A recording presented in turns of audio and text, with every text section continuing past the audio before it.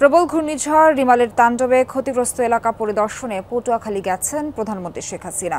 বেলা 11টার পরপরই রাজধানী তেজগাঁও বিমানবন্দর থেকে হেলিকপ্টারে দুর্গত এলাকার উদ্দেশ্যে রওনা হন তিনি।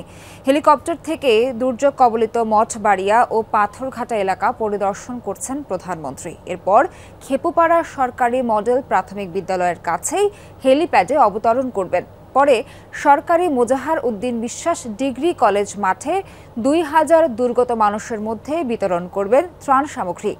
শেখ কামাল ব্রিজ পরিদর্শনের কথা রয়েছে প্রধানমন্ত্রীর। বিকেলে পায়রা তাপবিদ্যুৎ কেন্দ্রের সম্মেলন কক্ষে বরিশাল বিভাগীয় কর্মকর্তাদের সাথে মতবিনিময় শেষে ফিরবেন ঢাকায়।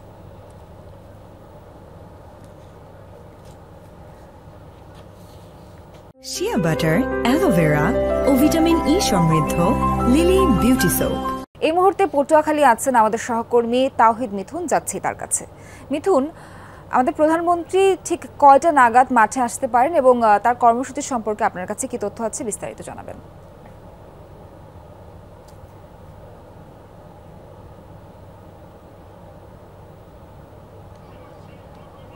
আসলে প্রধানমন্ত্রীকে বহনকারী যে হেলিকপ্টার, সেই হেলিকপ্টারে করে তিনি আপনি বলছিলেনই মঠবাড়িয়া এবং কলা যে পাথরঘাটা সেই ঘূর্ণিঝড় রিমালে ক্ষতিগ্রস্ত সেই এলাকা তিনি পরিদর্শন করে আসলে আসবেন যে এই মাজারউদ্দিন বিশ্বাস ডিগ্রি কলেজ মাঠে, যেখানে তিনি আসলে এই অঞ্চলে যে ক্ষতিগ্রস্ত মানুষ রয়েছে তাদের মধ্যে তিনি ত্রাণ বিতরণ কার্য যে কর্মসূচি রয়েছে সেটি একটু জিনিস উল্লেখ করি যে প্রধানমন্ত্রী আসলে আজকে এই এলাকাকে তিনি প্রথম রিমাল ক্ষতিগ্রস্ত এলাকা হিসেবে তিনি প্রথম পরিদর্শনে আসছেন এই অঞ্চলে। কারণ এখানকার ক্ষতিগ্রস্তের রিমালের যে ক্ষতি হয়েছে সে পরিমাণটা অনেক বেশি। কারণ আমি এর আগেও আপনাদেরকে বলেছিলাম প্রায় 1800 বসত বাড়ি জরাজীর্ণ হয়েছে, 350-র বেশি বসত বাড়ি একেবারেই বিধ্বংস হয়ে গেছে, যে কারণে এখানকার মানুষের আসলে ক্ষতির পরিমাণ ব্যাপক।